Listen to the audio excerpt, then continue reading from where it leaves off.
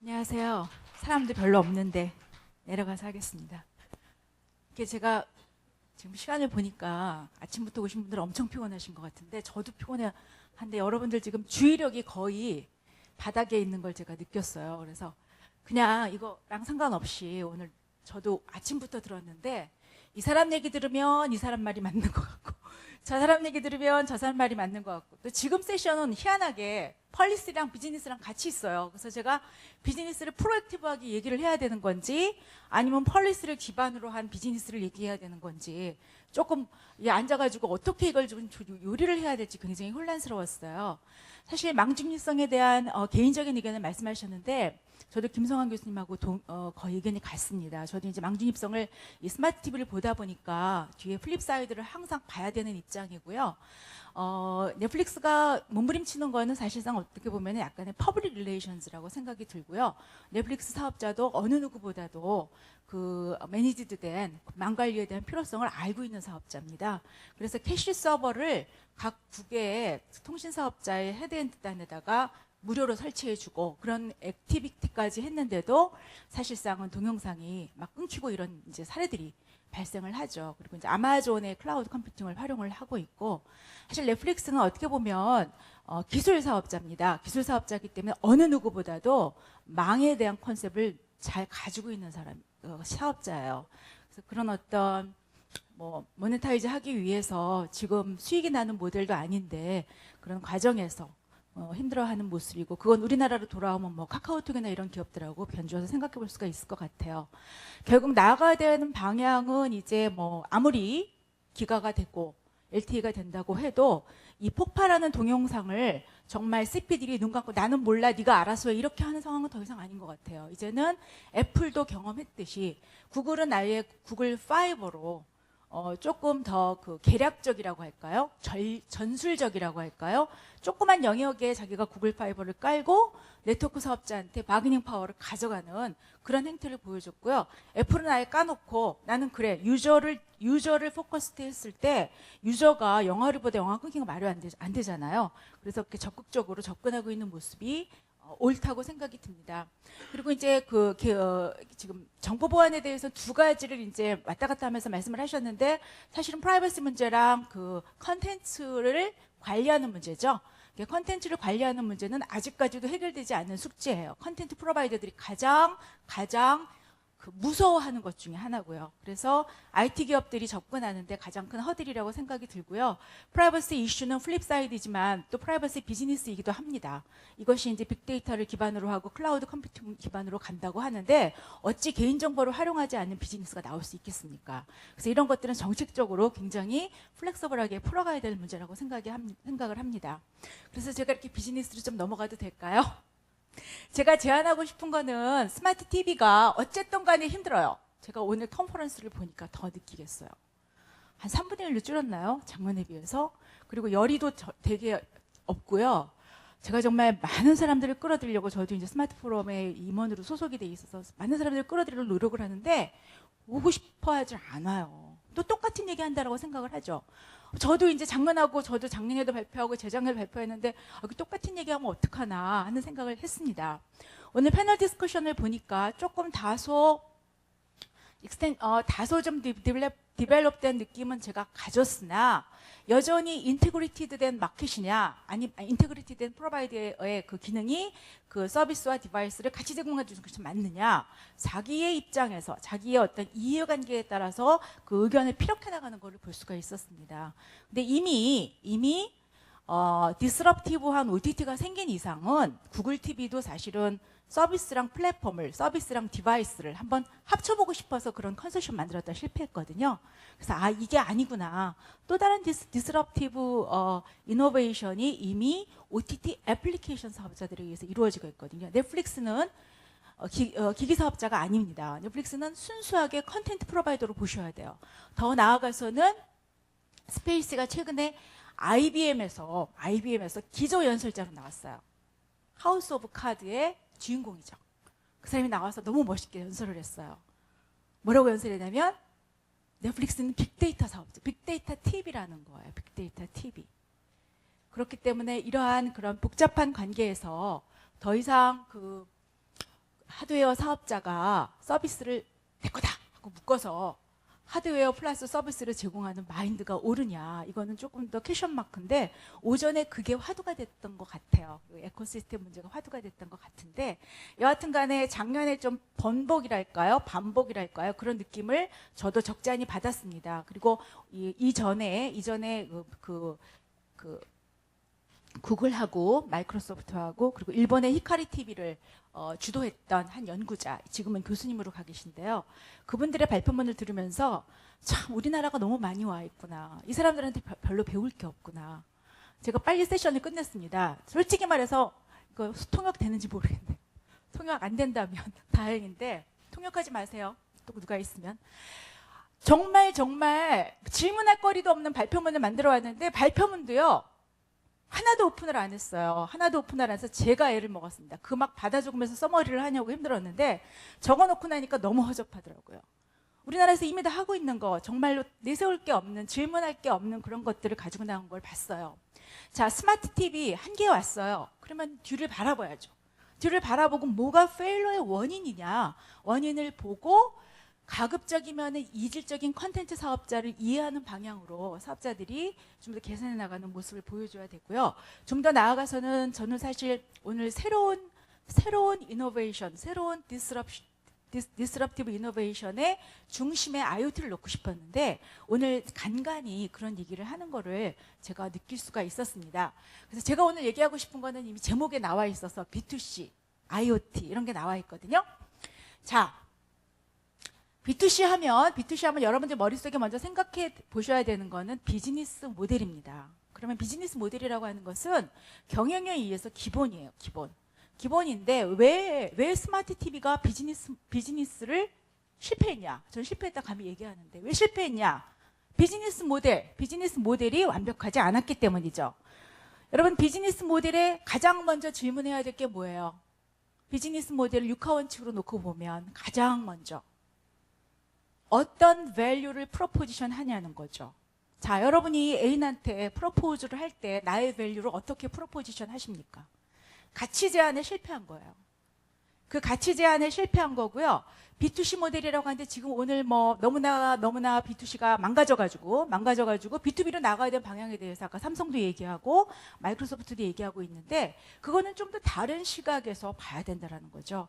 그래서 저는 여전히 가치 제안에서 좀 더 다른 무언가를 발견해야 된다. 그것이 가격이 싸던, 그것이 편의성이 되던, 그게 멀티 스크린이 되던, 남보다 컨텐츠를 많이 제공하는 게 되던, 그 무엇이 되던 간에 지금 있는 기존의 서비스와는 달라야 되는 거죠. 슬라이틀리하게라도.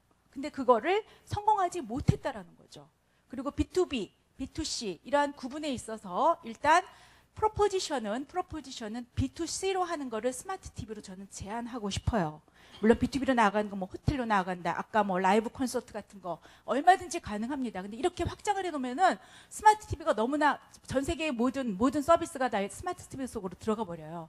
그래서 저는 스마트 TV를 협의적으로 제안을 하고 싶어서 IoT 쪽으로 연결해서 얘기하고 싶어요.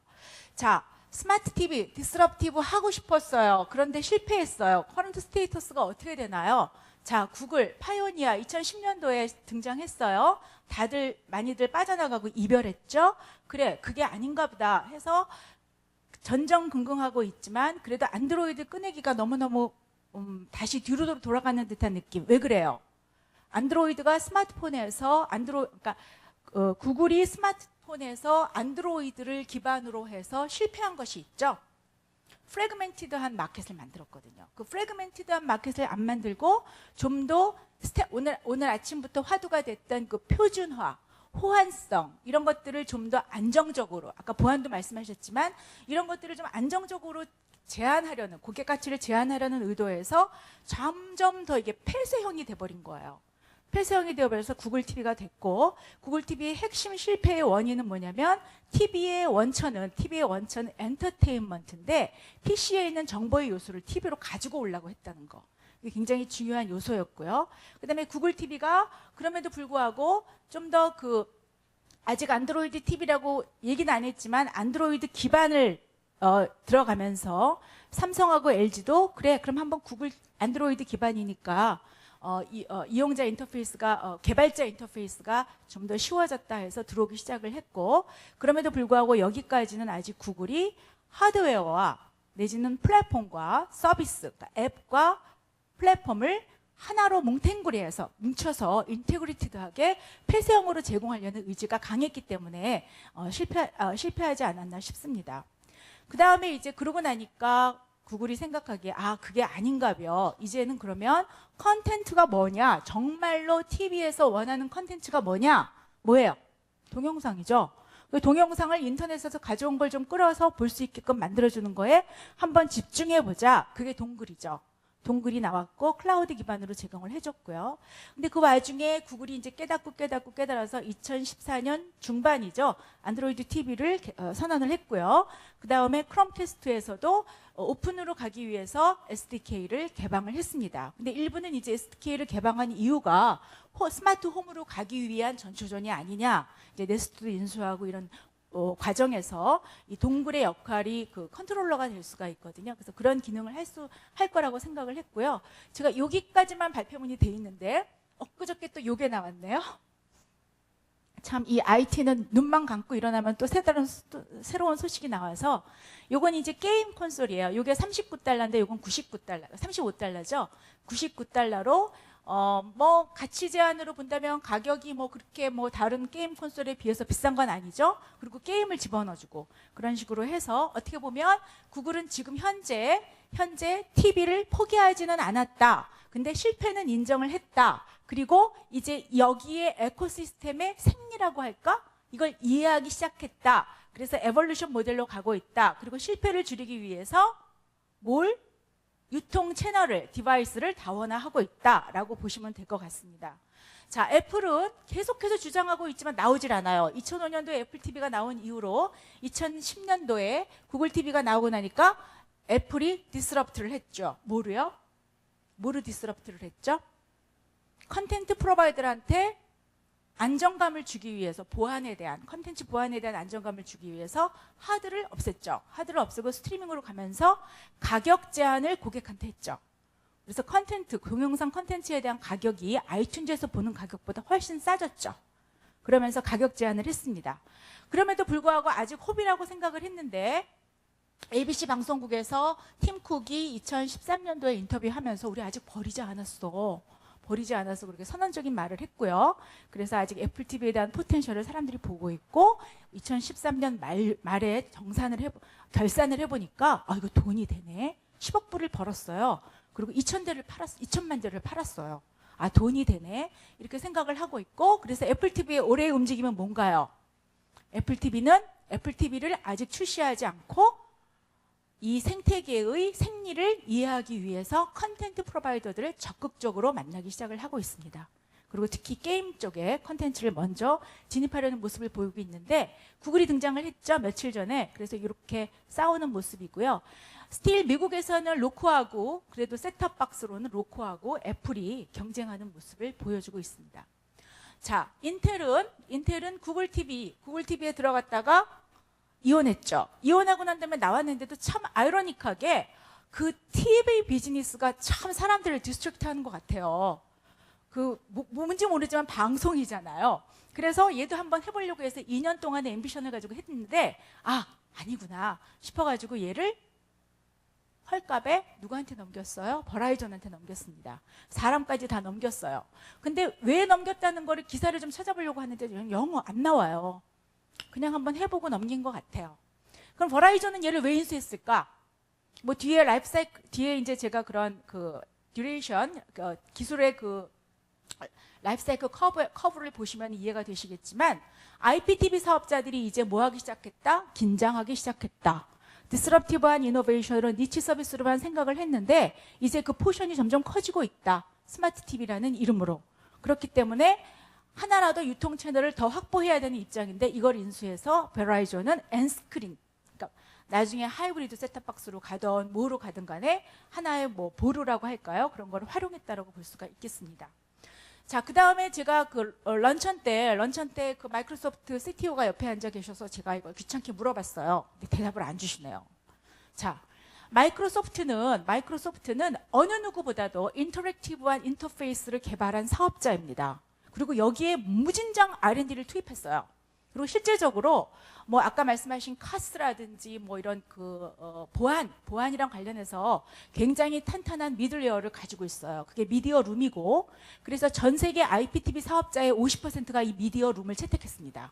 KT도 채택하고 싶었는데 KT는 법에 국내 사업자여야만 된다라는 그 규정 때문에 채택을 못했고요.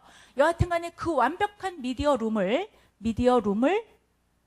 IPTV가 아직도 승승장구한데 에릭슨한테 넘겼습니다. 그리고 이것도 아직 기사가 없어요. 근데 에릭슨은 일단 TV 인프라스트럭처에 대한 백그라운드를 가져가게 됐습니다. 그럼 에릭슨은 뭘 생각하고 있을까요? 제 생각엔 IoT를 생각하지 않을까라는 생각을 해봅니다. 자, 그래서 그러면 지금까지 이 사업자들이 나름대로는 IT 기업이면 굉장히 글로벌 IT 기업으로서 전략적 마인드도 투철하고 돈도 있고 기술적인 베이스도 있는데 왜 실패를 했느냐? 첫 번째는 아직 CP들 컨텐트 크리에이터 내지는 컨텐트 어그리게이터들한테 더 많은 패가 있다라는 겁니다. 이들을 데려오려면은 시장이 확 넘어와 줘야 되는데 시장도 미직지근하게 못 넘어오는 상태에서 이들이 가지고 있는 컨텐츠 파워, 그거를 못 가져오는 거죠. 자, 우리나라 지상파 방송사 지금 제작사들 다 뺏겼어요. 지상파 방송사가 지금 껍데기가 되기 바로 직전입니다. 그런 경험이랑 유사하게 경험이 된다라고 볼 수가 있겠어요. 그러면은 이들의 그 컨텐트 파워가 이쪽으로 넘어와 주려면은 미끼를 줘야 되는데 IT 펌들이 그동안에 미끼를 주려고 노력을 했죠. 안 넘어와요. 근데 왜 안 넘어와요? 중요한 요인은 뭐예요? 아직도 컨텐트 제작자들이나 컨텐트 어그리게이터한테 중요한 수익 모델, 비즈니스 모델의 세 번째, 돈을 어떻게 버느냐, 수익 모델입니다. 그 수익 모델의 대부분은 광고 수익이에요. 근데 그 광고 수익은 광고 샷당 단가로 계산이 되기 때문에 우리나라를 보면 지상파의 그 광고 단가가 높으면 1,500만 원까지 가고요. 평균치로 한 370만 원 정도 돼요. 자, DMB 전 지역에 깔려 있죠. 30만 원도 못 받아요. 이런 현상이 인터넷에서는 더하거든요. 그렇기 때문에 넘어갔을 때에 그 실손 금액을 어떻게 IT 기업이 주나요? 무료로 주나요? 그렇지 않기 때문에 넘어갈 수가 없는 거죠. 그래서 스마트 TV가 지금 어정쩡한 상태에서는 이들을 끌어올 수 있는 견인력이 없다라는 겁니다. 그다음에 두 번째, 자, 넷플릭스의 컨텐트 스트래티지가 시사하는 바는 뭐냐면 이들은 기술 사업자예요. IT 사업자예요. 똑같은. 그런데 뭘 봤어요? 컨텐트 파워의 바기닝 파워가 어떤 건지를 알아요. 그래서 과감하게 하우스 오브 카드에 1억 불을 투자를 합니다. 물론 약간은 바기닝 파워랑 생색내기로 보여줄 수 있겠지만 그들이 가지고 있는 전략은 철저하게 유저 드리븐한 내지는 빅데이터 기반의 어떤 그런 연구를 통해서 가장 최적화된 컨텐츠, 가장 최적화된 프로그램을 제공하는 것을 최적의 우선의 목적으로 하고 있다는 거죠. 그리고 이것이 비즈니스 모델 차원의 고객 가치에서는 제일 중요한 요소가 되고 있는 거죠. 자, IT 기업들 어떤가요? IT 기업들은 실제적인 TV 비즈니스를 하고 있지 않습니다. 왜? 컨텐츠에 투자하지 않거든요. 제가 아까 삼성 앉아 계신 분한테 오늘 패널 토의 하신 분한테 다시 한번 물어봤어요. 컨텐츠에 투자할 마음 없나요? This is none of my business. None of my business. 그러면 아마존이나 구글의 유튜브처럼 앞으로 4K가 된다, 8K가 된다 이러면은 그런 어떤 컨텐츠 제작자와의 긴밀도를, 그러니까 긴밀한 관계라고 할까요? 그런 네트워크 형성을 위해서 그들을 지원하는 모습을 조금은 보여줘야 돼요. 그들은 지금 스튜디오를 만들어가지고 무료로 주고도 있고요. 그런 제작자들을 위한 그런 뭐라 그럴까요? 상생의 구조를 가져가고 있거든요. 근데 IT 기업들은 그런 거에 굉장히 인색하다고 할까? 왜, ROI가 나야지 비즈니스를 하는 마인드가 투철한 기업들이기 때문에 이런 의식들이 굉장히 없습니다. 그 다음에 TV 테크놀로지는 아까 이혁기 교수님 말씀하신 대로 이러한 기능들이 생각외로 굉장히 중요한 위치를 차지해요. 컨텐츠 세워나갔다가는 끝장나는 그들의 재산인데, 그들의 코어 아셋인데 그거를 가져가 보세요. 마치 네트워크 사업자 네트워크가 날아가는 거랑 똑같습니다. 근데 그거를 아무한테나 그렇게 줄 수 있나요? 더군다나 스마트 TV 그렇게까지 뭐라 그럴까요? 무방비 상태인지는 저도 오늘 발표를 들으면서 경이롭더라고요. 저는 이제 거기까지는 생각을 못했는데 스마트 TV가 정말 그럴 수도 있겠구나라는 생각을 하게 됩니다. 그리고 뭐 카스 같은 거 대표적인 케이스죠. 그 다음에 이제 일단 고객이 그 가치를 가져오려면은 인터페이스가 굉장히 중요한데 아직 우리가 린포드에 대한 준비 자세가 안 되어 있다. 그나마 가치 제한을 줄 수 있는 건 미국의 경우에는 이제 유료방송 사업자의 10분의 1이에요. 10분의 1이니까 OTT가 그 가치 제한을 통해서 사람들이 이제 올 수 있을지 모르나 와서 다른 컨텐츠를 이제 접근하면서 점점 린포드로 학습 효과가 일어날지 모르나 아직 여기까지 오려면 상당한 시간이 걸릴 거다라는 얘기입니다.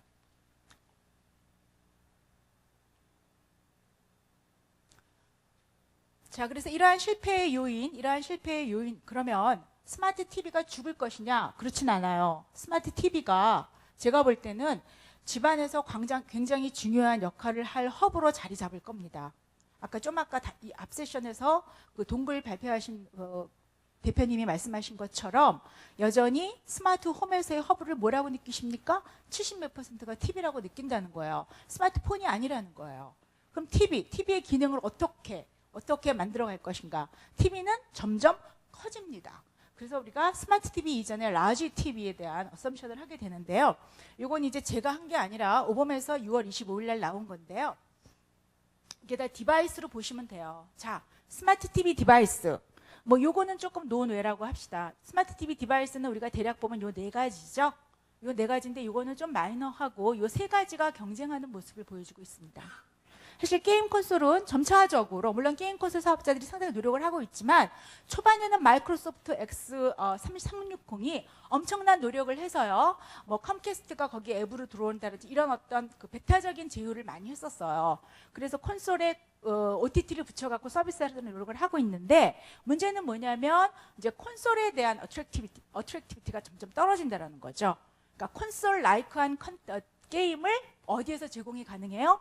스마트 TV에서 제공이 가능해요. 아까 누가 발표했었죠? 구글에서 저쪽 세션에서 발표를 하셨는데요. 이제 그런 것들이 구글 TV에서도 제공이 가능하다.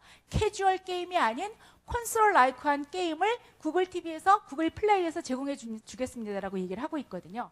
그래서 점점 이제 박스의 개념이 플랫폼 앱으로 가는 경향으로 돼 있고 그다음에 이제 다른 기기로 산재되는 느낌을 가지고 있기 때문에 게임 콘솔은 처음에는 팍 올라왔는데 점점 누그러질 가능성이 높고요. 이 세 가지가 이제 경쟁을 하는 건데 2013년까지의 스테이터스로 본다면 이게 전 세계적으로 이제 페니트레이션 레이트가 25%라고 했는데 전 솔직히 좀 안 믿겨져요. 안 믿겨지는데 여하튼 간에 요즘 우리가 텔레비를 사면 무조건 스마트 TV를 삽니다. 우리는 스마트 TV인지 모르고 사요. 커넥티드 TV죠. 우리가 그 커넥션 해가지고 스마트 TV화 시키는 건 또 다른 문제예요. 그래서 그걸 액티베이션 레이트라고 하는데 그 액티베이션 레이트는 학습 효과에 의해서 국가마다 조금씩 증가하고는 있어요. 그래서 이제 요새 뭐 미국에서 뭐 20%다 뭐 40%다 얘기는 하고 있죠. 그리고 OTT 셋탑박스 여전히 몇 개의 소수의 사업자에서 지배를 하고 있고요. 페이티비 셋탑박스 국가마다 좀 다르지만 아까 히카리 TV도 IPTV 스마트 IPTV를 말씀을 하셨는데 저희 나라에서도 이제 IPTV 사업자 또 일부 MSO 케이블 TV 사업자가 뭘 제공해 주죠? 셋탑박스를 갈아쳐 주죠. 스마트 셋탑박스 일종의 하이브리드 셋탑박스를 일부가 제공해 주고 있는 상황입니다. 그러면 UHD TV에 대해서는 일단 대역폭이 빵빵해야 돼요. 근데 우리나라는 문제 없죠. 근데 이게 전 세계적으로 무리 없을 것인가? 그건 또 아니죠. 그래서 아직 이제 인펀트 스테이지에 있다고 보여지고요. 자, 2014년이죠. 2014년 이제 왔습니다. 그래서 TV 셋은 60%의 페니트레이션 가져갈 거라고 하고요. 게임 콘솔은 TV 앱으로 갈 거라고 저의 어썸션과 마찬가지로 얘기를 하고 있고 디바이스의 하이브리드 셋탑박스는 페이티비에 의해서 굉장히 어그리시브하게 이루어질 것으로 얘기를 하고 있습니다. 2014년에서 2016년에 선두주자는 제가 볼 땐 여기예요. 일단 여기를 향해서 보시는 게 나을 것 같고요. 여기는 이제 동굴도 같이 들어가는 개념으로 보셔야 될 것 같아요. 그래서 요즘 굉장히 움직임들이 빨라졌죠. 삼성전자, LG전자, 애플 다 컨텐트 프로바이더들을 만나러 다니고 있습니다. 그러니까 셋탑박스를 그러니까 뭐 삼성전자랑 LG전자는 국가별로 셋탑박스를 제공해 주기도 하거든요. 그래서 그런 사업자들의 움직임이 진행이 되고 있고 OTT 셋탑박스가 아니라 OTT를 제공해 준 사업자 있죠. 넷플릭스 같은 사업자. 그런 사업자들과의 제휴도 진행이 활발하게 되고 있습니다. 그 다음에 이제 2020년까지 보면요. 결국은 다 세츄레이션 되는 방향을 향해서 갈 것이고, 이 뭐 중간 지점은 뭐 뛰어넘어도 상관없을 것 같은데, 뭐 2020년까지는 OTT가 20%의 페니트레이션 레이트를 가져갈 거라고 하고요. 일단 세트는 페니트레이션 레이트가 80%면 뭐 거의 뭐 세츄레이션 됐다라고 볼 수가 있겠습니다. 그 다음에 이제 UHDV가 4K에 케이퍼블해진다라는 거고요. 그 다음에 2025년에는 다 이제 세츄레이션 된다. 그러면 어떤 세상이 와야 될까?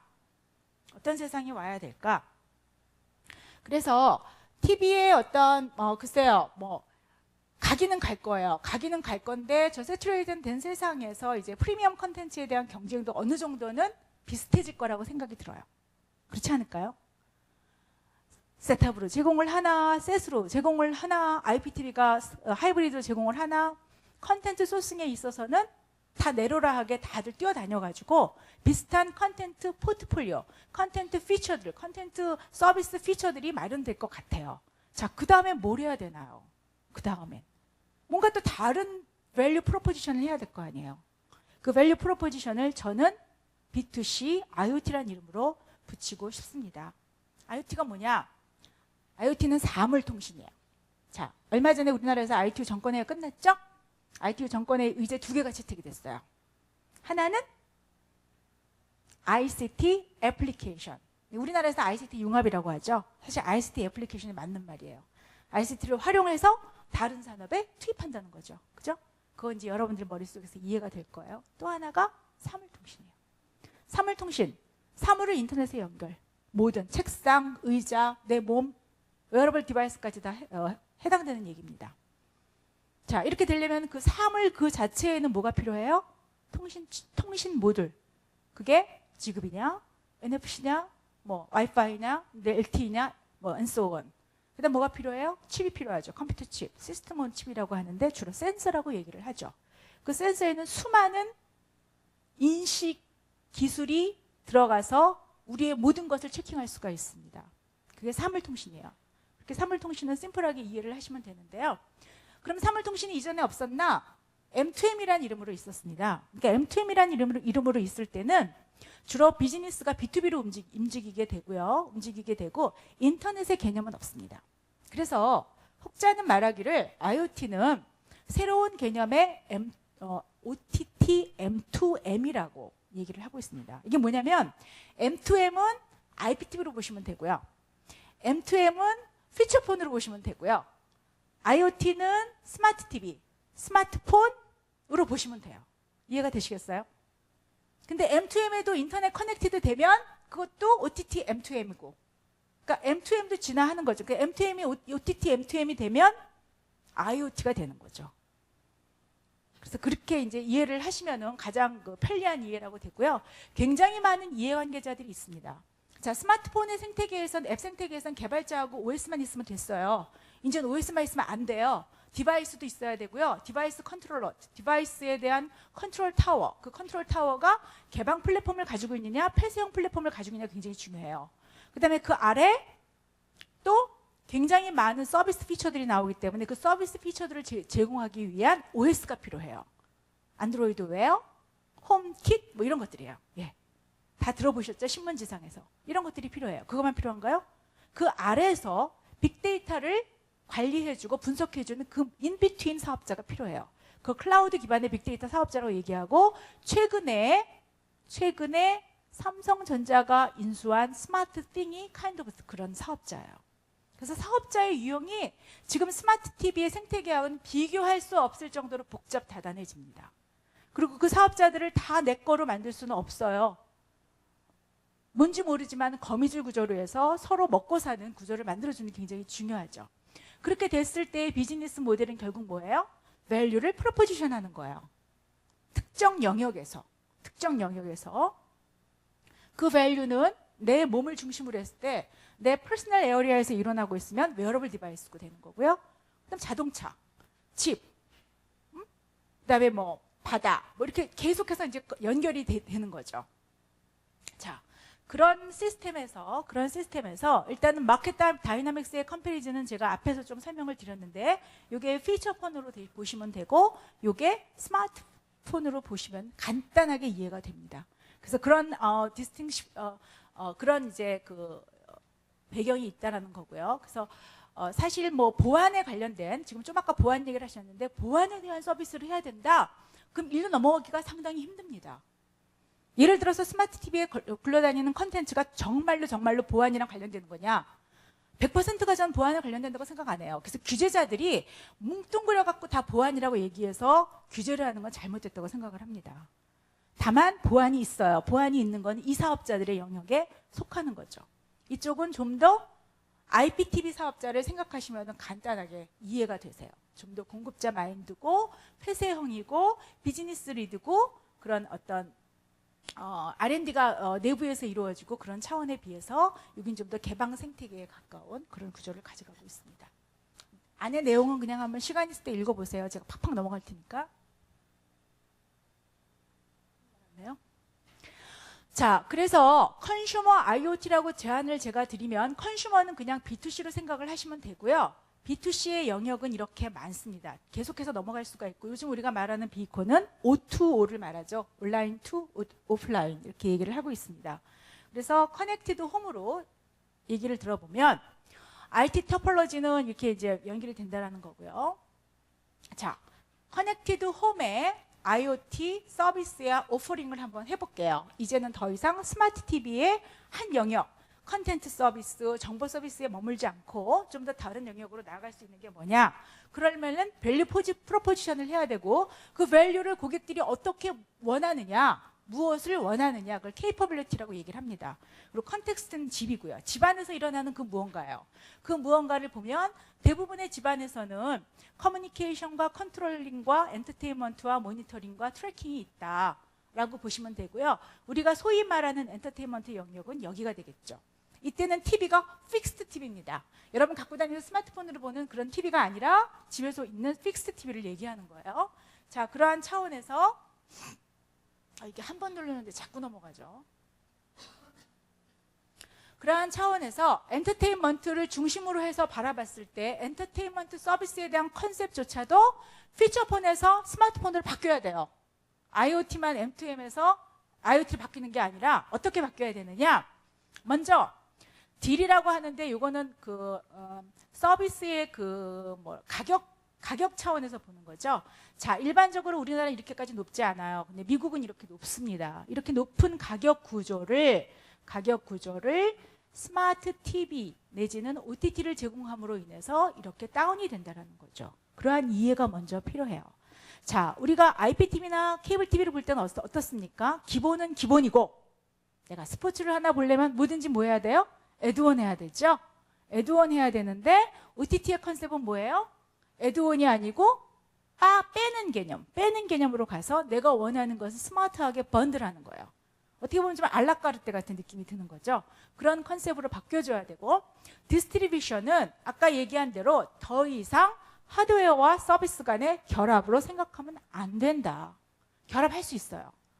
어떤 사업자들은 산 생태계 내에서 수직적인 가치사슬을 다 제공해 줄 수 있습니다. 근데 그 수직적인 가치사슬을 제공해주는 사업자도 수평적으로 한 영역만 제공해주는 사업자하고 경쟁할 수밖에 없는 구조가 바로 지금의 OTT 생태계입니다. 카카오톡과 통신사업자의 메신저 서비스를 생각하시면 돼요. 그렇지만 그들이 경쟁자라고 보기보다는 서로 그냥 한 생태계에서 그런 자기가 가지고 있는 능력을 기반으로 해서 사업을 하고 있는 거죠. 그래서 이제 서비스의 개념은 네트워크 따로, 디바이스 따로, 서비스 따로, 인디펜던스의 개념으로 가져가줘야 되는 거예요. 디바이스 사업자조차도 내가 타이잔을 가지고 있으니까 타이잔을 묶어서 다 하나로 만든다. 이런 컨셉은 잘못되었다는 거죠. 사업은 그렇게 하더라도 그런 컨셉이 필요하고요. 그 다음에 어디까지나 디바이스가 이쪽에 디바이스는 유저에 의해서 선택되는 거지 프로바이더가 갖다가 집에다 갖다가 주는 개념으로 보면 안 된다. 이러한 개념이 되고 나면 엔터테인먼트 개념은 3C입니다. 항상 3C예요. 뭘 물어봐도 커머스, 커뮤니티, 프리미엄 컨텐츠 이 세 가지가 어우러져야 되는데 프리미엄 컨텐츠는 픽스드 TV에서 제공이 되고 이 나머지는 얼마든지 뭐로 제공이 가능해요? 세컨드 스크린, 서드 스크린으로 제공이 가능합니다. 그래서 이러한 전략을 구사해야 돼요. 스마트 TV 사업자들이 스마트 TV 안에다가 막 몰아서 다 집어넣는 것은 잘못된 생각입니다. 자, 이러한 엔터테인먼트 기반 하에 어제이선시 에어리아로 가자. 집안에서 또 어떤 행위를 하는데 TV랑 연결시킬 수가 있을까? 자, 매슬로우의 그 니즈에 의하면 이 세 가지 영역이 되지 않을까 싶어요. 넘어갈게요. 첫 번째, 세이프티와 시큐리티를 생각하는 픽스드 TV로 가능합니다. 어떻게? 이미 IPT 사업자들이 이렇게 제공해주고 있어요. 제가 요새 요거 예시는 이 SI 사업자, 보안 SI 사업자를 대표적으로 예를 들었는데 비싸요. AT&T가 굉장히 이제 뭐 그 선도적으로 모든 패키지를 다 애드온 해가지고 서비스를 해서 IoT 서비스를 제공해주고 있습니다. 근데 이게 이제 폐쇄형으로 모든 거를 무한대로 제공해준다. 이게 맞나요? 지금 같은 개방 생태계에서 지금 같은 앱 개발자들이 크라우드 소싱으로 아이디어를 제너레이션 할 수 있는 시대에서 그렇진 않아요. 그렇기 때문에 AT&T가 고민해야 될 부분은 보안에 스마트 그리드 같은 거 그쪽에 집중해 갖고 제공해 주는 게 맞습니다. 그리고 현재로 이 사업자들이 이렇게 제공을 해주고 있고요. 아마 이 사업자들도 계속해서 이 어제이선시 에어리아를 고민하고 있을 거예요. 그럼 나머지 어제이선시 에어리아는 조금 더 보안이나 프라이버시로부터 자유로울 수 있는 영역들 이런 데를 고민을 해봐야 되는데 이번에 스마트 TV 공모를 보니까 많은 부분이 벌써 이미 이쪽으로 가고 있는 걸 볼 수가 있어요. 이미 동작 인식, 오늘 보이스 레코그니션을 통해 갖고 마이크로소프트가 워치를 가지고 노키아에서 만들었다고 하더라고요. 잘 만들었어요. 잘 만들어가지고 뭐 스타벅스가 어디 있냐 뭐 이렇게 하면 다 나오고요. 뭐 하트레이트 나오고 다 해가지고 스마트폰으로 바로 나오더라고요. 그래서 그런 기능들이 이 머신러닝, 빅데이터 기반으로 가능하거든요. 그래서 그런 기반을 가지고 있는 마이크로소프트의 키넥트가 이미 이런 서비스를 제공을 하고 있는데 이런 것들은 뭐 마이크로소프트뿐만이 아니고 삼성전자나 이런 데서도 뭐 이렇게 제스처, 손가락 제스처를 통해 가지고 인식을 하면서 그러니까 인식을 해서 뭐 그냥 테레비를 끄고 열고 그런 게 아니라 이런 어떤 액티비티, 인터랙티브한 액티비티를 할 수 있는 가능성들을 열어줄 수가 있습니다. 그 다음에 마지막으로는 이제 홈 오토메이션인데요. 정말 이 부분은 DIY, Do It Yourself IoT가 가능해요. 그 말은 무슨 말이에요? 개발자 생태계 영역이라는 거예요. 그래서 이거는 어떻게 보면 아이디어예요. 수많은 스마트폰에서 100만 개의 애플리케이션 아이디어가 있듯이 여기서 새로운 뭐가 창출된다? 밸류 프로포지션이 창출될 수가 있습니다. 그래서 이 밸류 프로포지션을 창출시키기 위해서 이미 구글은 네스트와 드랍캠을 인수를 했고요. 그리고 안드로이드 웨어를 또 제공을 해준다고 하고 또 애플은 홈킷을 제공해주고 요즘은 이제 헬스킷까지 나오고 삼성전자도 마찬가지로 헬스 쪽에 굉장히 많은 포커싱을 하고 있는 것을 볼 수 있습니다. 그래서 결론적으로 말씀드리면 스마트 TV 죽지 않습니다. 하면 커집니다. 집에서 픽스드 TV로 허브로 자리 잡을 수 있습니다. 그리고 엔터테인먼트로 포커싱하는 거 맞습니다. 근데 그 엔터테인먼트를 너무 지금 있는 그 컨텐트 프로바이더들이 제공해 주는데 너무 매몰되어 있다는 느낌이죠. 그래서 거기서 조금 더 빠져나와서 다른 서비스를 제공해줘서 그 파일을 키워서 이쪽으로 들어오는 전략이 오히려 더 레이셔널한 전략이 아닐까. 새로운 비즈니스를 디스럽티브하는 전략이 아닐까 이렇게 생각을 합니다. 예, 이상으로 마치겠습니다.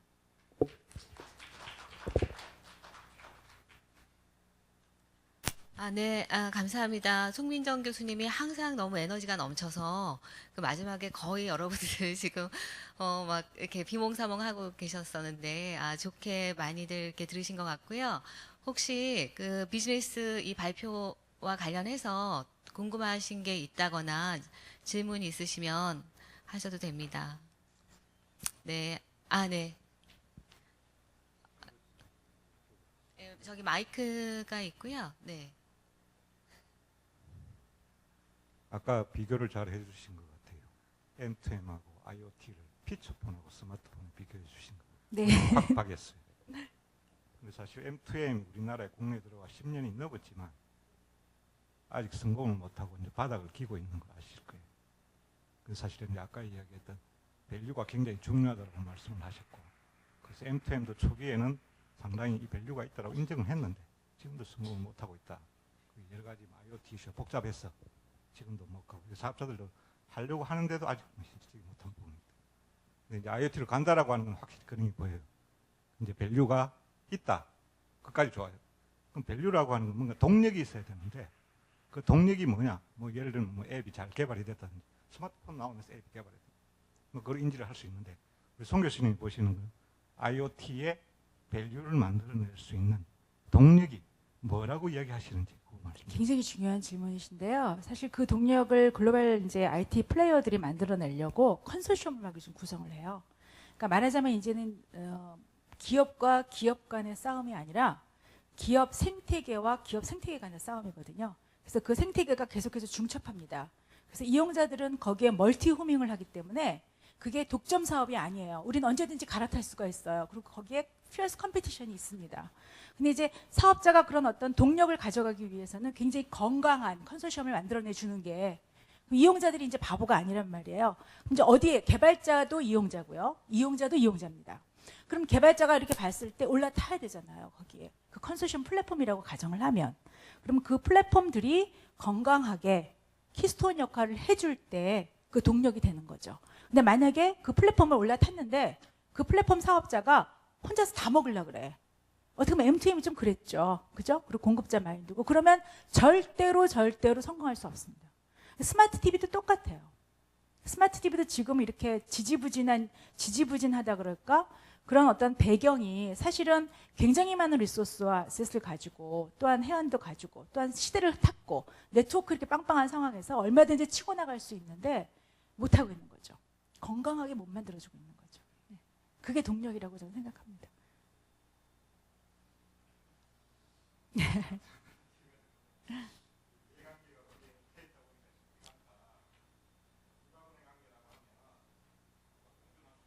예. 예.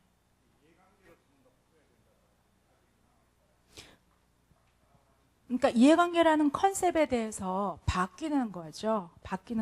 이제 웹 2.0 시대이기 때문에 개방과 공유와 참여 이 컨셉을 가져가면 성공하고 노키아와 소니가 그거잖아요. 노키아가 얼마나 좋은 기술을 신비한 얼마나 좋은 기술을 가지고 있었어요. 나중에 오픈했어요. 오픈했는데 이미 배가 떠났죠. 네. 그런 것 같습니다. 감사합니다.